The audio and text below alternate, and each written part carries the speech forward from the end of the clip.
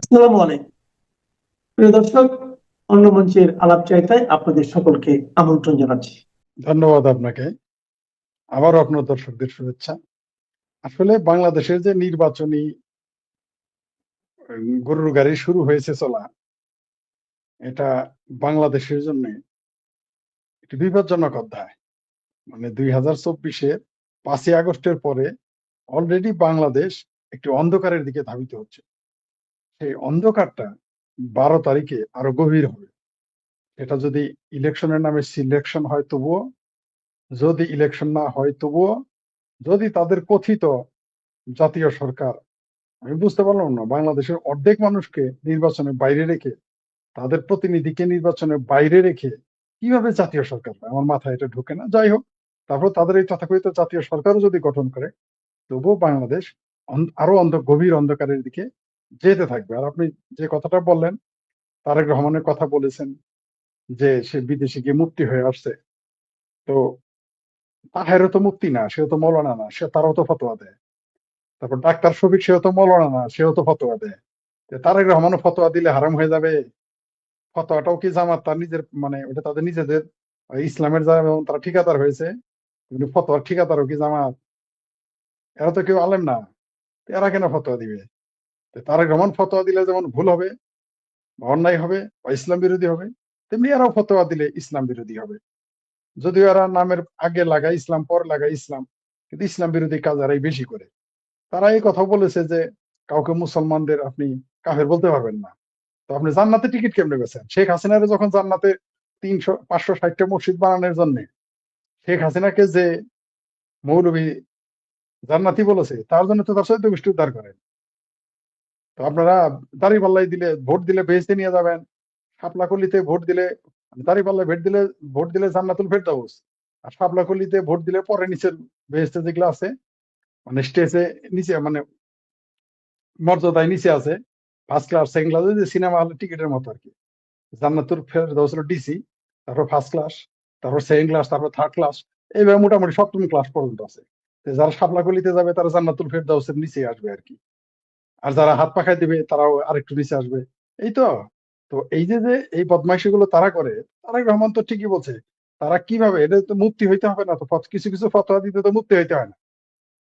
তারা এই যে বেহেশতের টিকিট ব্যস্ত আছে, এটা বলাতে গায়ে সিট লাগছে, লাগবেই, স্বাভাবিক। তবে এরা তো সাপ আর সাপুরের লড়াই, আপনি সাপের পক্ষ যাইতে পারবেন না, সাপুরের পক্ষ যাইতে পারবেন না, কারণ এরা যে কোনো মুহূর্তে তাদের জীবিকার জন্য পরস্পরের বন্ধু হয়ে যাবে। তাই আমরা তাদের পক্ষে বিপক্ষে কোনো কিছু বলতে পারবো না। তবে ওই যে, মানে এটা হলো সাপ সাপুরের লড়াই, অথবা দুই কুকুরের কামড়াকামড়ি, এগুলো তারা করতে থাকবে। কারণ এই মুহূর্তে আওয়ামী লীগ মাঠে নাই। তাই তারা যেভাবে পারে দেশটাকে দখল করে গণিমতের মাল বানিয়ে যে যেভাবে পারে দখল করবে। বিএনপি গিয়েছে শাহজালালের মাজার থেকে, শাহজালাল ইয়েমেনের মাজার থেকে উদ্বোধন করেছে নির্বাচনী প্রচার প্রচারণা। তারা শাপলাকলি দিয়ে শুরু করেছে। আবার আমার ভাবির পোলারও শুনলাম 3 মাজারে গেছে, 3 জাতীয় নেতার মাজারে গেছে। কিন্তু ওই যে যারা দিয়ে চক্ষু দান তার কোনো খবর নাই, আর যার নামে খিচুড়ি খাইতেছে, সিন্নি খাইতেছে, সেই মৌলবীর খবর নাই। অর্থাৎ বঙ্গবন্ধুর নাম তারা নিতে রাজি না। কারণ ওইখানে গেলে তাদের ইমান চলে যাবে, ওইখানে গেলে তাদের আর মানে চেতনা ধ্বংস হয়ে যাবে। কিন্তু বঙ্গবন্ধুর জন্য যে দেশটা স্বাধীন হয়েছে, তার ওইখানে কেউ যায় না। কিন্তু আমরা ভারতের দিকে তাকাইলে কি দেখি?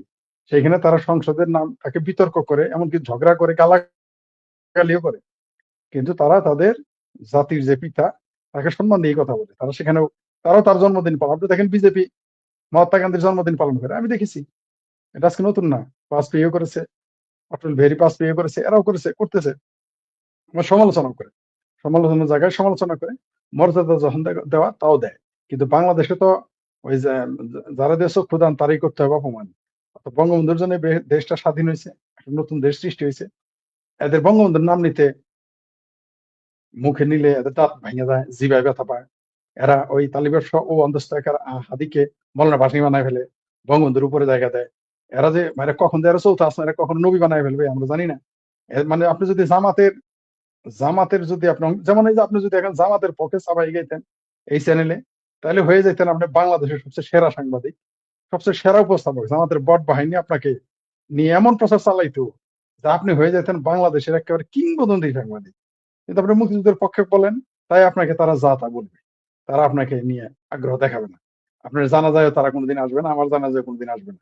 কিন্তু তাদের পক্ষে আপনি যত গালাগালি করেন, তাদের পক্ষে মুখ খারাপ যতই করেন, যদি তাদের চামচা হয়ে কাজ করেন, জানাজায় দরকার হয় তারা 50 লাখ টাকা খরচ করবে ওই জানাজা বড় করতে, যা করেন লাগে তাই করবে, এমনকি আপনার জান্নাতুল ফেরদাউস পর্যন্ত পৌঁছাবে। তবে এই নির্বাচনের কোনো গুরুত্ব নাই, কারণ হচ্ছে যে দেশে বিদেশে এটা হয়তো সাময়িক স্বীকৃতি দিলেও দিতে পারে কেউ কেউ, কিন্তু এই নির্বাচন করার পরে বাংলাদেশ একটা মানে আটকা পড়ে যাবে, মানে ফাটা বাঁশের মাঝখানে, অর্থাৎ ফাঁদে পড়ে যাবে, বাংলাদেশ বের হয়ে আসতে পারবে না, খুব ঝামেলা হবে। মানে এখনো যদি সর্বদলীয় একটা নির্বাচন হইতো, তাহলে অন্তত ফাটা বাঁশের চিপায় থাকতো না, বা কেস কি কলে পড়তো না, আটকে যেত না, বেরোনোর একটা জায়গা থাকতো। কিন্তু এরা এই তথাকথিত নির্বাচনের মাধ্যমে বাংলাদেশের নির্বাচনী ব্যবস্থা, বাংলাদেশের রাজনীতিকে একেবারে ফাটা বাঁশের চিপায় ফালাই দিল, এখান থেকে আর বের হয়ে আসতে পারবে না। এখন প্রভু তো তার গোলামের পক্ষে থাকবেই, অথবা গোলাম তার প্রভুর পক্ষে কথা বলবে, এটাই স্বাভাবিক। আপনি কি খেয়াল করেছেন যে ভারতে গেল কেন? নিশ্চয়ই সেখানে তার নিজের দেশের রাষ্ট্রদূতের সাথে বৈঠক করার জন্য যায় নাই, সেটা তো তাকে টেলিফোন করলেই হইতো, তাই না? আপনার সাথে আমি দেখা করব, আমি তো অস্ট্রেলিয়ায় ফোন করে আপনার ওই বিষয় নিয়ে আমরা ডিসকাস করে সিদ্ধান্ত নিতে পারি, ওইখানে আপনার সাথে তো যায় দেখা করতে পারে না। আর আপনাকে ইন্ডিয়া এসে আমার সাথে দেখা করতে হবে না, কি করতে হবে? ফোনে আমরা, আমাদের যেহেতু সম্পর্ক ভালো, আমরা নিজেরাই ফোনে সেটা সিদ্ধান্ত নিতে পারি।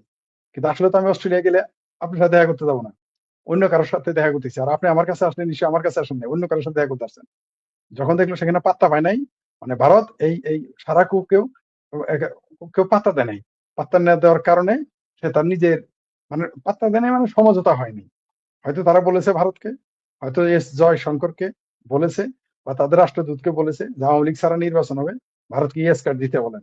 আমার ধারণা ভারত ইয়েস কার্ড দেয়নি, তার জন্যই তারা ওইখানে ওই গতানুগতিক একটা মিটিং করে মুখ রক্ষা করে চলে আসছে। কিন্তু এগুলো তো আমরা বুঝি কম বেশি, কারণ আপনি তো যত কিছুই করেন এই যুগে, তো আপনি কোনো কিছু ফাঁকি দিতে পারবেন না, আপনি সাময়িক মানুষকে বোকা বানাইতে পারবেন, কিন্তু তথ্য তো আপনি, যারা সমঝদার তারা বুঝে যাবেন।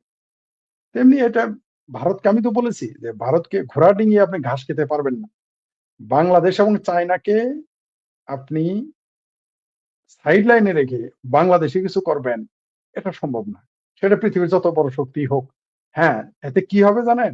আমাদের বাংলাদেশটা আন্তর্জাতিক খেলোয়াড়দের খেলার মাঠ হয়ে যাবে, শিল পাটান ডলাডলি, বাংলাদেশের জনগণ হবে বলির পাঠা। এদের এদের এদের এদের মরিচের কর্মশালা আর কি, আমরা হবো মরিচ, তারা ডলাডলি করবে। অথবা বাঘে মহিষে, বাঘে সিংহে, বাঘ সিংহ মহিষ, এই তিনজনে যুদ্ধ করবে আপনার বাড়ির উঠানে, আপনার বাড়ি ঘর আর কিছুই থাকবে না। বিষয়টা এরকম। এখানে বাংলাদেশ এখন বলির পাঠা হতে যাচ্ছে, কোনো সন্দেহ নেই, সেই দিকে আমরা যাচ্ছি। বাংলাদেশটা একটা ব্যাটেল ফিল্ড। অলরেডি বাংলাদেশে আপনাকে একটা তথ্য দেই, এই বাংলাদেশের কারণে ভারতের সাথে অলরেডি আমেরিকার দ্বন্দ্ব সৃষ্টি হয়েছে। ভারত যেমন, আমেরিকা যেমন ভারতকে দুর্বল করার বা ম্যানেজ করার চেষ্টা করতেছে, অন্যদিকে ভারতও আহ, আমেরিকাকে ঘায়ল করার চেষ্টা করতেছে ভিতরে ভিতরে। আপনি শুনলে আশ্চর্য হয়ে যাবেন, ভারতের বাজেট কিন্তু, জিডিপি কিন্তু 4 ট্রিলিয়ন ডলার। ইতোমধ্যে অর্থাৎ 10 দিনের মধ্যে এমন ঘটনা ঘটেছে, অলরেডি আমেরিকার $2 ট্রিলিয়ন লস হয়ে গেছে। এটাই বাংলাদেশের মানুষও জানে না। মানে এটা যেহেতু আভ্যন্তরীণ, এটা এখনো, এটা গবেষকরাই কেবল জানে, তাদের কাছ থেকে শুনছি। অলরেডি আমেরিকা বাণিজ্যে ভারত এমন বাগড়া দিয়েছে, $2 ট্রিলিয়ন লস হয়ে গেছে মানে আমেরিকার। এই যে বাংলাদেশ কিনে, এটা অনেকেই জানে না। তো বাংলাদেশ বাংলাদেশ নয়, বাংলাদেশকে নিয়ে এখন আন্তর্জাতিক খেলোয়াড়, যে নিউজ বলেছে না, আন্তর্জাতিক খেলোয়াড়, সে আন্তর্জাতিক খেলোয়াড় না, সে হচ্ছে আন্তর্জাতিক খেলোয়াড়দের গোলাম। আন্তর্জাতিক খেলোয়াড়রা খেলতেছে, কোনো সন্দেহ নাই। বাংলাদেশ নিয়ে 71-এ কিন্তু পারমাণবিক যুদ্ধ, মানে আণবিক যুদ্ধ হওয়ার কথা ছিল, সেটা হয় নাই। কিন্তু এইবার কিন্তু বাংলাদেশ যেভাবে যাচ্ছে, যদি এই বাংলাদেশকে নিয়ে আন্তর্জাতিক খেলোয়াড়রা খেলা শুরু করে, বাংলাদেশও ধ্বংস হবে, পাশাপাশি বহু দেশ এর সাথে জড়িত হয়ে যাবে, বড় যুদ্ধ হয়ে যেতে পারে বাংলাদেশ নিয়ে। আপনি খেয়াল করেন, $2 ট্রিলিয়ন বাণিজ্য লোকসান হয়ে গেছে অলরেডি আমেরিকার। আমি তো আগেই বলেছি, ভারত হচ্ছে পাকা খেলোয়াড়, কূটনীতিতে আপনি তার সাথে পারবেন না। ভারতের কিন্তু কোনো বন্ধু নাই সোভিয়েত ইউনিয়ন ছাড়া, মানে রাশিয়া ছাড়া। যে যতই চাপা মারুক, রাশিয়া ছাড়া ভারতের একটা দেশও বন্ধু নাই, এবং ভারত তো মনেও করে না। তো এই ভারত কিন্তু টিকে আছে এত শত্রুতার মধ্যে। নাহলে বাংলাদেশের মতো, ভারতের তুলনায় ভারত যদি হাতি হয়, বাংলাদেশ হলো তেলাপোকা। তার সাথে ফাইট করতে যায়, সে ভারত জানে না তার বিরুদ্ধে এইখানে তৈরি করা হচ্ছে কিছু কিছু মানুষকে, কিছু কয়েকটা দেশ এখানে ভারত সবই জানে। এটা তো শুধু আমি জানি তা তো না। তো ভারতও গেম খেলতেছে, বাংলাদেশের মানুষ এত যে সুদূর করে আমেরিকার যদি 2 ট্রিলিয়ন লস করাইতে পারে, বাংলাদেশে যদি 5 লাখ কোটি টাকা লসের কোনো কাজ করে বসে, তো বাংলাদেশ তো ভিক্ষা করে খাবে, পাকিস্তানের মতো বেগিং করে খাবে, এছাড়া তো তাদের কোনো উপায় থাকবে না, কোনো উপায়ই থাকবে না। পাকিস্তানের মতো বেগার হয়ে যাবে। আমেরিকার 2 ট্রিলিয়ন না, আরো 4 ট্রিলিয়ন গেলেও আমেরিকার যায় আসে না, কারণ আমেরিকা অনেক বড় অর্থনৈতিক দেশ, সারা দুনিয়াতে তার ব্যবসা বাণিজ্য আছে, সে সারা দুনিয়া মাথা বুড়ি করে, সারা দুনিয়ায় ব্যবসা করে। কিন্তু বাংলাদেশ কোথায় যাবে? এই বাংলাদেশ যেখানে আমেরিকাকে এত বড় ক্ষতি করে দিছে শুধুমাত্র কূটনৈতিক বুদ্ধিতে, শুধুমাত্র। আবারও বলি, তার সামরিক যে বিজনেস, সেইখানে সে গোপন ভাবে আঘাত করেছে আমেরিকার বিরুদ্ধে, যার জন্য আমেরিকার 2 ট্রিলিয়ন বাণিজ্য হাতছাড়া হয়ে গেছে। 2 ট্রিলিয়ন। বুঝতে পারছেন? আমাদের বামপন্থী ভাইদের, বামপন্থী বন্ধুদের দশা হচ্ছে, ওই যে বিটিভি থেকে একটা সাদা কালো টিভিতে বিজ্ঞাপন হইতো, আমি তো মিমি খাই। তো এরা আন্দোলন দেখলেই মাঠে নামে, ভোট দেখলেই মাঠে নামে, কিন্তু ফলাফল সবসময় তাদের বিরুদ্ধে থাকে। এই আন্দোলনে তারা যুক্ত হয়েছিল তথাকথিত জুলাই সন্ত্রাসীদের আন্দোলনে। এই জন্য দেখুন উদিসিতে হামলা হয়েছে, ছায়ানটে হামলা হয়েছে, তারা কান্নাকাটি করতেছে। আবার ইলেকশনের জয়গান শুরু হয়েছে, ইলেকশনের বাতাস বইছে, তারা ইলেকশন করা শুরু করছে। কিন্তু একবারও ভাবে না যে তাহলে 2018, সরি 2019, তারপর মানে এই সর্বশেষ যে নির্বাচন, 24-এর নির্বাচন, 19-এর নির্বাচনে তারা কেন যায় নাই? কি কারণে যায় নাই? তারা তখন যে কারণে যায় নাই, এখনো তো সেই কারণে বিদ্যমান, তাহলে এখন কেন নির্বাচনে যায়? মানে এরা সবসময় ঐতিহাসিক ভুল করে এবং ভবিষ্যতেও করবে, কোনো সন্দেহ নাই, এবং করতেছে তারা। এই নির্বাচনে যাওয়াতে তারা তারা লসে পড়লো, তারা বুঝতেই পারেনি। আমি কয়েক মাস আগেই বলেছি, 2024 সালে 5ই আগস্টে আওয়ামী লীগের যত না ক্ষতি, আওয়ামী লীগের ক্ষতি তো আওয়ামী লীগ রিকভারি করবে, বামপন্থীদের যে ক্ষতি হয়েছে তারা এতিম হয়ে যাবে। চাপা যতই মারুক, তাদের তাদের শুভাকাঙ্ক্ষী আওয়ামী লীগ, বিএনপিও না, জামাতও না, প্রশ্নই আসে না। জামাত বিএনপির শুভাকাঙ্ক্ষী না, বিএনপি জামাত এই বামপন্থীদের শুভাকাঙ্ক্ষী হবে। ওই যে কি যেন নাম, মেঘ মোল্লা বসু, নাম দিছি মেঘ মোল্লার, না নাম দিছি মেঘ মোল্লা বসু। মেঘ মোল্লা বসুরে 5,000 ভোট দিয়েছে। কেন দিছে বুঝতে পারছেন তো? ওই যে ছাত্র ইউনিয়ন ভেঙে ফেলছে। এটাই হলো বাম রাজনীতির ভবিষ্যৎ। এরা নিজেরা কি করে নিজেরাই জানে না। খুবই গুরুত্ব দিয়ে ভাবতেছি, এবং এটা গুরুত্বপূর্ণ। এটা বাংলাদেশের রাজনীতির জন্য জয়ের এই আল জাজিরাতে ইন্টারভিউটা হচ্ছে একটা মাইল ফলক। এখানে সে এন্ট্রি, আল জাজিরা অন্যান্য জায়গায় সে সাক্ষাৎকার দিয়েছে, কিন্তু আল জাজিরার সাক্ষাৎকারের মাধ্যমে অলরেডি অলরেডি সজীব ওয়াজেদ জয় বাংলাদেশের রাজনীতিতে সরাসরি তিনি এন্ট্রি নিলেন। সরাসরি, এতদিন কিন্তু তিনি সরাসরি এন্ট্রি নেন নাই, কারণ এখানে তিনি 2টা সংকেত দিয়েছেন। একটা হলো যে ভবিষ্যতে আওয়ামী লীগের নেতৃত্ব পরিবর্তন হবে, সেখানে তিনি আসতে পারেন, না আসবেন তা বলে আসতে পারেন, ক্যান বি। এখন আরেকটা হলো আপনার, তিনি তার যে বডি ল্যাঙ্গুয়েজ দেখেছেন, তার যে বক্তব্য দেখেছেন, সেখানে সে বুঝিয়ে দিয়েছে যে বাংলাদেশের রাজনীতি সম্পর্কে তিনি যথেষ্ট ওয়াকিবহাল, এবং তিনি বাংলাদেশের রাজনীতিতে এই মিডিয়ার যে কার্যকলাপ সেগুলো তিনি মাথায় রাখেন। তার কারণ হচ্ছে সজীব ওয়াজেদ জয়কে যেভাবে প্রশ্ন করেছে, তাকে ল্যাং মেরে ফেলে দেওয়ার চেষ্টা করেছে, বহুভাবে উপস্থাপক, আপনি নিজেও একজন সাংবাদিক এবং উপস্থাপক, আপনি খুব ভালো জানেন, এটা আমার চেয়ে আপনি ভালো বলতে পারবেন, এবং আপনি ভালো অনুধাবন করতে পারবেন। আমি আশা করি আপনার দৃষ্টিও সেটা, আপনার দৃষ্টিতে সেটা আটকে গেছে। সেটা হলো যে উপস্থাপক পরিকল্পিতভাবে তাকে প্রশ্ন উত্তর শেষ করার আগেই প্রশ্ন করা শুরু করে, যাতে সে উত্তর শেষ না করতে পারে এবং ভুল কোনো বক্তব্য দেয়। তারা খুব চেষ্টা করেছে এমন একটা ভুল বক্তব্য দেয়, যে বক্তব্যটাকে ক্যাশ করে তারা বাংলাদেশে একটা স্যাবোটাজ সৃষ্টি করতে পারে, বা আওয়ামী লীগের ভিতরে দ্বন্দ্ব সৃষ্টি করতে পারে। সেটা তারা পারে নাই। আওয়ামী লীগের ভুল ধরে তারা এখানে আহ, তাকে ঠেকিয়ে রাখবে, বা তার কথায় ভুল ধরে আওয়ামী লীগের উপর আবার স্টিম রোলার চালাবে। সজীব ওয়াজেদ জয় কোনো বক্তব্য সেরকম দেন নাই, সবগুলোকে তিনি একেবারে সহজ সরল ভাবে, খুবই সহজ সরল, তিনি যে খুব স্ট্রংলি প্রটেস্ট করেছেন কথা তা না, খুব সহজ সরল ভাবে ডিপ্লোম্যাটিক ভাষায় তিনি এগুলো এড়িয়ে গিয়েছেন। মানে যত না রাজনীতিবিদ হিসেবে জয় সেখানে ছিলেন, ডিপ্লোম্যাট হিসেবে কথা বলেছেন বেশি বলে আমার মনে হয়েছে, এবং এটা বাংলাদেশের রাজনীতিতে প্রভাব পড়বে, অলরেডি পড়ে গেছে। অলরেডি বাংলাদেশের রাজনীতিতে এটা প্রভাব পড়ে গেছে। আওয়ামী লীগের যে সাধারণ নেতা কর্মী, তারা কিন্তু একটু চাঙ্গা হয়ে উঠেছে জয়ের এই সাক্ষাৎকারের পরে। আগেও দিয়েছে, এই সাক্ষাতের পরে একটু চাঙ্গা হয়ে গেছে। আর জননেত্রী শেখ হাসিনা যদি ভিডিও কলে আসা শুরু করেন, বাংলাদেশের আওয়ামী লীগের এবং মুক্তিযুদ্ধ আওয়ামী লীগের মানুষ, আওয়ামী লীগের কর্মী, ছাত্রলীগ, যুবলীগ, কৃষক লীগের কর্মী, এমনকি মুক্তিযুদ্ধের পক্ষের যারা, তারা দেখবেন যে আরো উজ্জীবিত হবে, এবং তারা মাঠে নেমে যাবে। আমার ধারণা শেখ হাসিনা যতদিন জীবিত আছেন ততদিনই তিনি আওয়ামী লীগের হাত ধরে থাকবেন। তো ন্যাচারালি একটা মানুষ মারা গেলে তার দলের তো পরিবর্তন আসবেই, এমনিতেও পরিবর্তন আসবে। সজীব ওয়াজেদ জয় ঠিকই বলেছেন যে যদি 24 সালে এই নির্বাচনটা 5 বছর আওয়ামী লীগ টিকে যেত, শেখ হাসিনা রিটায়ার্ড নিজেই করতেন। কিন্তু এখন তিনি রিটায়ার্ড করবেন না বাংলাদেশের আওয়ামী লীগের বর্তমান পরিস্থিতির কারণে। তবে কোনো সন্দেহ নাই, বোঝা যাচ্ছে যে অদূর ভবিষ্যতে আওয়ামী লীগের নেতৃত্বে সজীব ওয়াজেদ জয়ই আসবেন। যে আওয়ামী লীগের নেতারা এই নেতিবাচক বক্তব্য দিতেছেন তারাই দেখবেন সবার আগে জয়ের কাছে গিয়ে পানি পড়া নিতে যাবে। ওগুলো আমরা চিনি। বাংলাদেশের বিএনপিরও বহু লাফালাফি করেছে, শেষ মুহূর্তে তারেকের জুতা টানতেছে তারা। আমরা বাংলাদেশের বড় বড় সাংবাদিকদের চিনি, যারা সাংবাদিক তৈরি করে তাদেরকেও দেখেছি আমরা। ওই ওই তারেক রহমানের জুতা টানতেছে, জুতার পারলে মাথায় নিয়ে ঘুরতো, কেউ জুতার ছবি নিয়ে মাথায় ঘুরতেছে, কেউ তো পা চাটতে গিয়েছিল।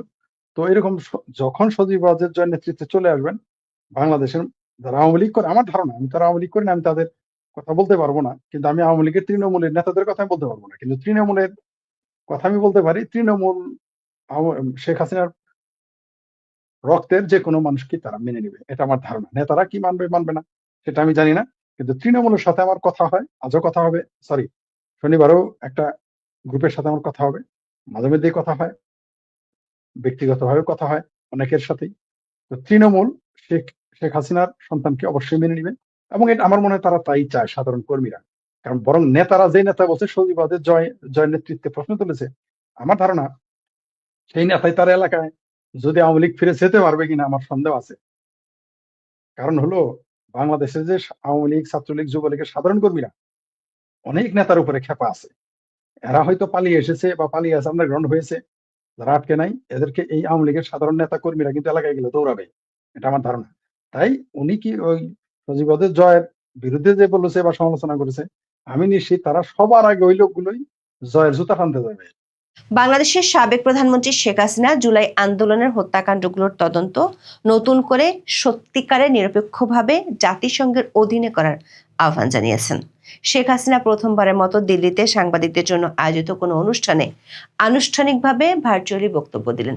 23শে জানুয়ারি দিল্লিতে সাংবাদিকদের জন্য আয়োজিত সেভ ডেমোক্রেসি ইন বাংলাদেশ শীর্ষক অনুষ্ঠানে শেখ হাসিনার অডিও বক্তব্য প্রচারিত হয়।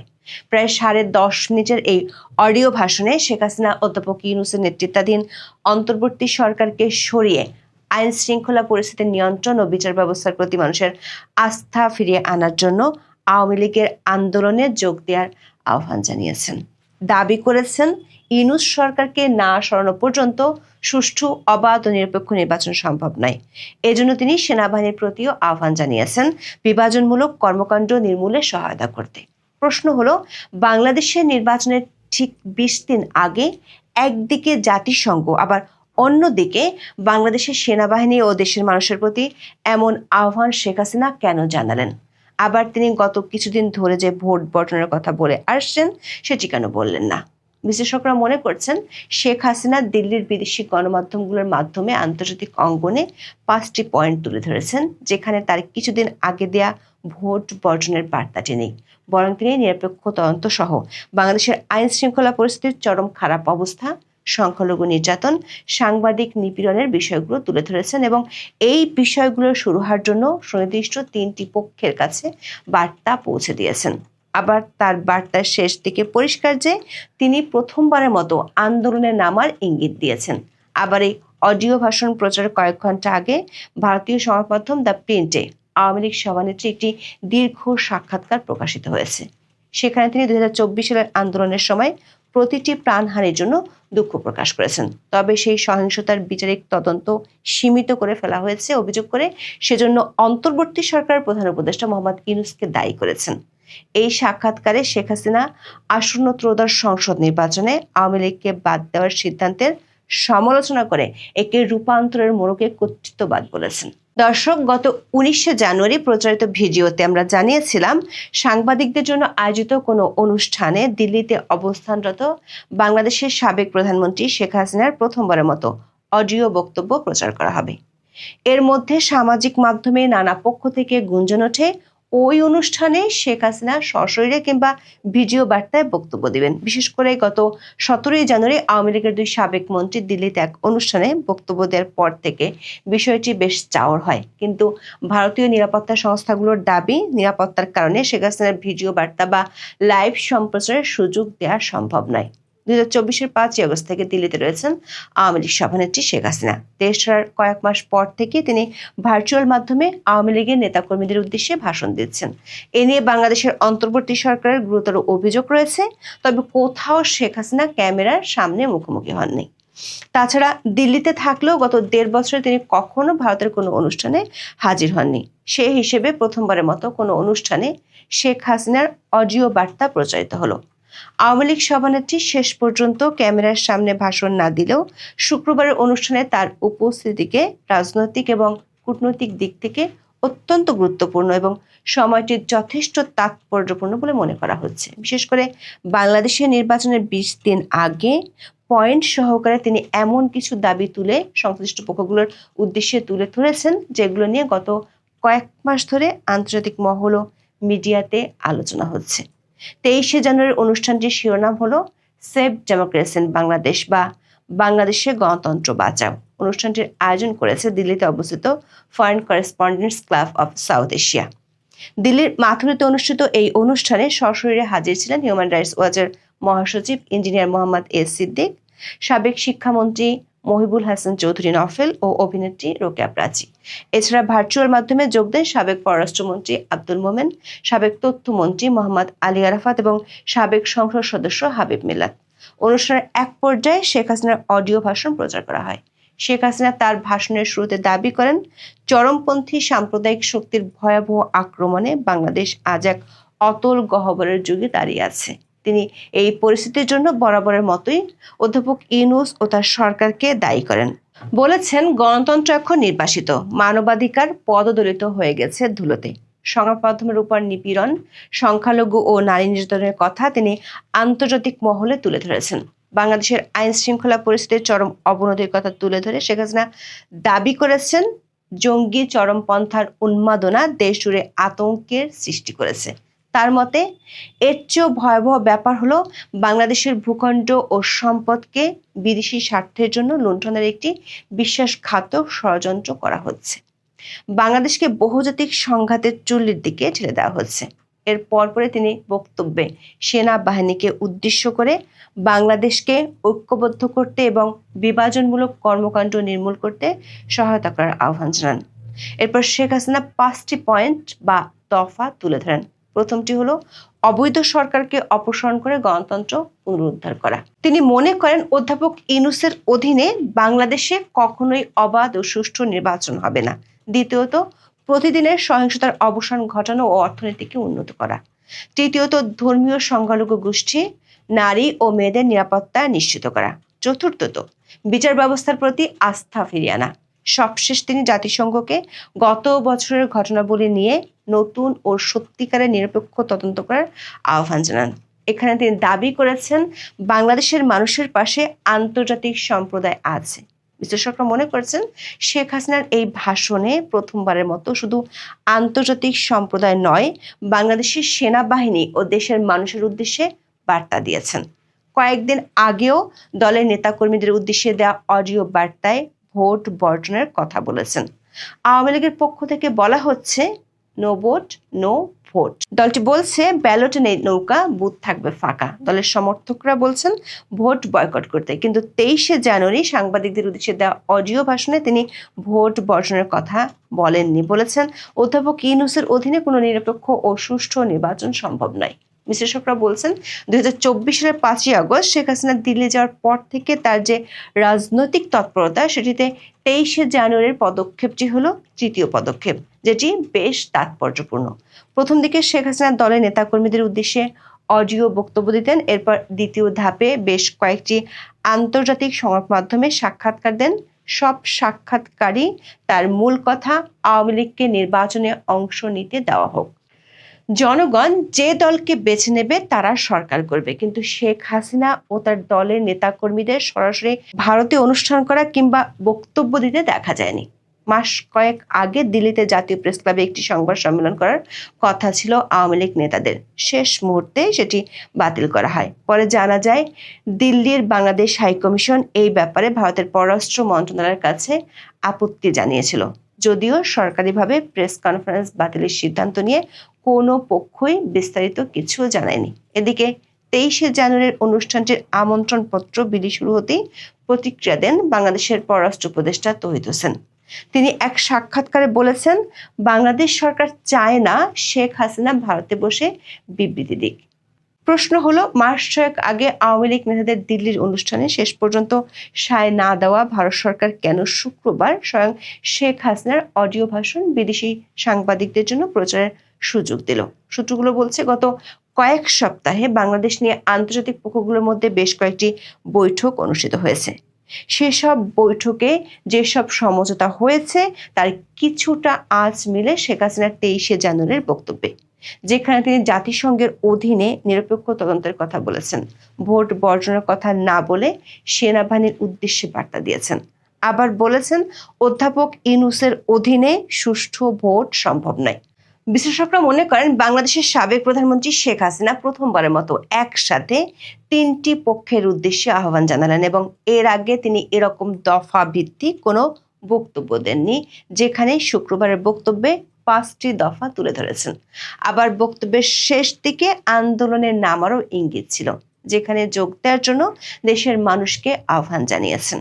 দর্শক, এই অডিও বার্তা প্রচারের আগে ভারতের সংবাদ মাধ্যম দ্য প্রিন্টে শেখ হাসিনার বিশাল একটি সাক্ষাৎকার প্রকাশিত হয়, যেখানে আসন্ন ত্রয়োদশ সংসদ নির্বাচনে আওয়ামী লীগকে বাদ দেওয়ার সিদ্ধান্তের সমালোচনা করে একে রূপান্তরের মোড়কে কর্তৃত্ববাদ বলেছেন শেখ হাসিনা। সাবেক প্রধানমন্ত্রী বলেছেন, 2024 সালের আন্দোলনের সময় প্রতিটি প্রাণহানির জন্য তিনি দুঃখিত, তবে সেই সহিংসতার বিচারিক তদন্ত সীমিত করে ফেলা হয়েছে অভিযোগ করে সেজন্য অন্তর্বর্তী সরকারের প্রধান উপদেষ্টা মোহাম্মদ ইউনূসকে দায়ী করেছেন তিনি। কার্যক্রমে নিষেধাজ্ঞা থাকা রাজনৈতিক দল হিসেবে আওয়ামী লীগের নিবন্ধন স্থগিত করেছে নির্বাচন কমিশন। ফলে আগামী 12ই ফেব্রুয়ারি অনুষ্ঠেয় সংসদ নির্বাচনে প্রতিদ্বন্দ্বিতা করতে পারছে না সবচেয়ে বেশি সময়ে দেশ শাসন করা দলটি। দ্য প্রিন্টকে শেখ হাসিনা বলেছেন, তার দলকে নিষিদ্ধ করা মানে আসন্ন নির্বাচনে কয়েক কোটি বাংলাদেশের ভোটাধিকার কেড়ে নেওয়া। তিনি দাবি করেছেন, এ ধরনের একটা পরিস্থিতিতে নির্বাচন হলে তাকে মুক্ত, সুষ্ঠু বা বৈধ বলা যায় না। পছন্দের দল বেছে নেওয়ার স্বাধীনতা ভোটারদের থাকতে হবে। কাউকে ভোটে অংশগ্রহণ থেকে বাদ দেওয়া বা ঘরে ঘরে গিয়ে সহিংসতার হুমকি দিয়ে বিএনপি বা জামাতের পক্ষে ভোট দিতে বাধ্য করা চলতে পারে না। আওয়ামী লীগ সভাপতির দাবি, অন্তর্বর্তী সরকার জানে আওয়ামী লীগকে নির্বাচন করতে দেওয়া হলে তারা বিপুল সমর্থন পেত, এ কারণেই তাদের নিষিদ্ধ করা হয়েছে। লিখিত সাক্ষাৎকারে শেখ হাসিনা বলেন, দেশের সবচেয়ে পুরনো ও জনপ্রিয় রাজনৈতিক দলকে নিষিদ্ধ করে গণতান্ত্রিক বৈধতার দাবি করা যায় না। এটি সংস্কার নয়, রূপান্তরের মোড়কে কর্তৃত্ববাদ। যদিও অধ্যাপক ইউনূস বরাবরই বলে আসছেন আওয়ামী লীগকে নিষিদ্ধ করা হয়নি, তাদের রাজনৈতিক কার্যক্রম সাময়িকভাবে স্থগিত করা হয়েছে। তবে শেখ হাসিনার ভাষ্য, ওই পার্থক্য অর্থহীন, কারণ তার দল প্রচার চালাতে, সংগঠিত হতে বা নির্বাচনে অংশ নিতে পারছে না। জুলাই আন্দোলন দমনে হত্যাকাণ্ড সম্পর্কে শেখ হাসিনা দাবি করেন, রাষ্ট্রের প্রতিষ্ঠানগুলো রক্ষা এবং প্রাণহানি ঠেকানোর তাগিদ থেকেই তার সরকার তখন কাজ করেছে। শেখ হাসিনা বলেন, যা আজ করতে পারেননি তা হলো উগ্রবাদী শক্তি ওই আন্দোলন হাইজ্যাক করে নিয়েছিল। সে সময় সহিংসতার তদন্তে কমিটি করেছিল আওয়ামী লীগ সরকার, যা অন্তর্বর্তী সরকারের সময় আর এগোয়নি। বিষয়টি নিয়ে হতাশা প্রকাশ করে শেখ হাসিনা বলেন, ইউনূস ক্ষমতায় এসেই ওই তদন্ত ভেঙে দেন। নিশ্চয়ই তিনি জানতেন এতে তার মেটিকুলাস প্ল্যান উন্মোচিত হয়ে যাবে। তার ওই সিদ্ধান্তই আন্দোলনের পেছনের উদ্দেশ্য ও ক্ষমতা দখলের প্রক্রিয়া নিয়ে গুরুতর প্রশ্ন তোলে, বিদেশি সম্পৃক্ততার বিষয়টিও সামনে আনে। এসব প্রশ্নে নিরপেক্ষ তদন্ত হওয়া উচিত। দিল্লির কূটনৈতিক সূত্রগুলো বলছে, সাংবাদিকদের উদ্দেশ্যে অডিও বার্তা প্রচারের পর শেখ হাসিনাকে ভারত সরকার প্রকাশ্যে বা ভিডিও বার্তা প্রচারের অনুমতি দিবেন কিনা সেটি এখন বেশ গুরুত্ব দিয়ে আলোচনা হচ্ছে। মানে শেখ হাসিনাকে দিল্লি থেকে সক্রিয়ভাবে রাজনৈতিক কর্মকাণ্ড চালানোর সুযোগ কবে দেয়া হতে পারে। সূত্রগুলো বলছে, 23শে জানুয়ারি সাংবাদিকদের অনুষ্ঠানে শেখ হাসিনার অডিও বার্তা প্রচার নিয়ে ভারত সরকারের উচ্চ মহলের বেশ কয়েকটি বৈঠক হয়। সেসব বৈঠকে উপস্থিত একটি কূটনৈতিক সূত্র মনে করেন, পরিস্থিতি বিবেচনা করে খুব শিগগিরই শেখ হাসিনাকে ভিডিও কিংবা প্রকাশ্য বক্তব্য দেওয়ার অনুমতি দিলে অবাক হওয়ার কিছু থাকবে না। এখন এ পর্যন্ত। সবাই ভালো থাকুন, সুস্থ থাকুন, নিরাপদে থাকুন।